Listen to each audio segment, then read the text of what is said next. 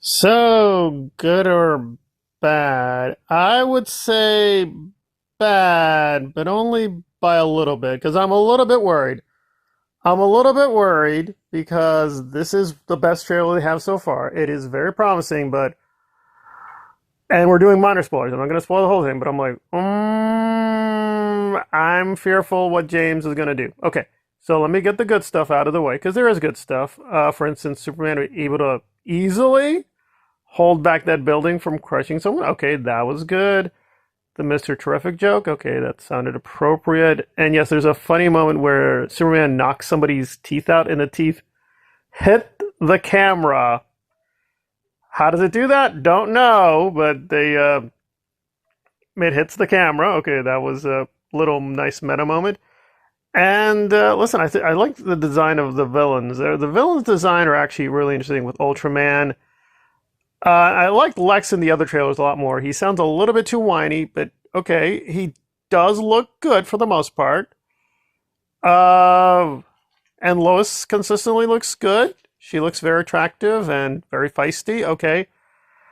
Beyond that, what is there to praise? Not a lot. There will be some epic action. Okay, like him using the heat vision a lot. Okay, got it, got it. He will be properly tested. Okay, okay, got it.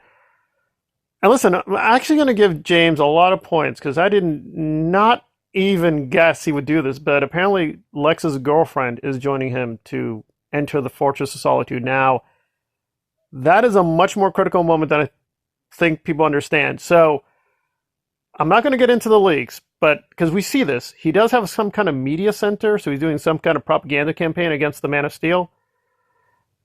If I'm right and my fears are correct, is this going to become like a Twitter thing? Like social media hates Superman and Superman gets the press because my tweets are not gaining traction. I'm really not popular on social media. I'm like, that could be the nightmare scenario. Or James does reference this stuff, but it's a small thing in the movie. I don't think it is. I think it's a really big part of the plot. I think it's a massive part of the story. So I have a lot of fears. That said, I do find it fine if you want to have a goofy, optimistic Superman, but there's a boundary. I mean, this kid lost his planet, right? I mean, yeah, there were a lot of jokes and light humor in the first Donner Superman, but there's a lot of tragedy. There's a lot of sadness. I mean, he loses people. So I don't know. It just feels I get it. They're going for a younger audience. That's fine. That's legit, right? You can be a young fan of Superman, but I don't know. Even Smallville had more dignity and pathos and gravitas. Like, this thing just seems so too extreme down this. I can only call it kid or childish path. And again, childish can be good. The Phantom Menace, which I defend, that is very childish. It is super childish. It is too childish for me in many places. However, Lucas was trying to do something interesting by starting off with a very childish film and becoming darker and darker and darker. So maybe this is setting up a much darker next chapter, and that would be interesting, but I don't think it is. I think it's just James Gunn is very talented. He's definitely very talented with visual effects, but and in places it was very impressive, but I don't get it. Some stuff here is just so wacky in a bad sense. It looks barely done, not well thought out. It is colorful, which is fine. I would concede as a Snyder fan. Like, that's a myth that there's no color in Zack Snyder's worldview. There are colors in BVS. There are colors in the Snyder Cut. Nevertheless, it is true that Snyder favored a darker look. So that's fine that the cinematography goes more the other direction. It's just very bright. It's very bright, but it doesn't seem to have much of a style. It doesn't seem to have anything that's very distinct about it. I mean, again, there were things that are promising, like when he does do the heat vision, we can see reflection. They're trying to keep it grounded.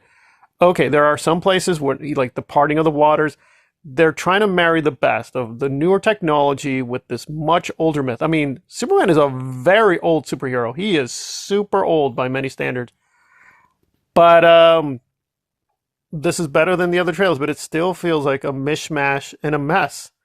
Now, maybe it'll be a glorious mess, but it just feels like he's trying to combine all these different eras to get all these different fan bases, but it doesn't add up. So he's taking inspiration from Kingdom Come in the comics, the animated series, New 52, and himself. There's clearly a lot of James Gunn referencing himself, which is okay, that's fine. He did Peacemaker, he did Suicide Squad. I praise those things. I think they were very well done.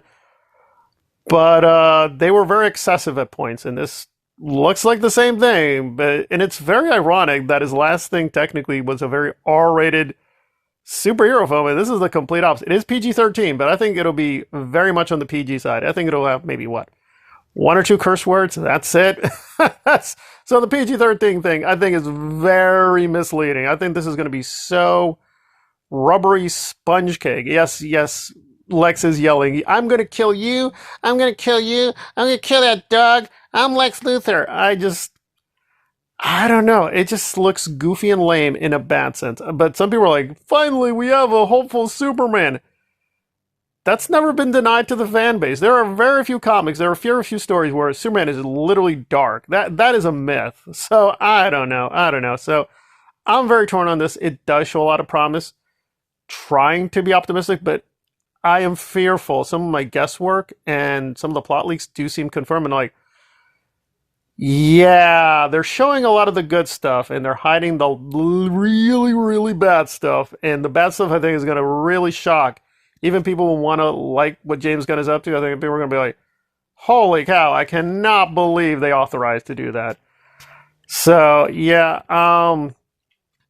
I'm going to be open-minded. I think some of the behind-the-scenes stuff before this trailer was actually promising.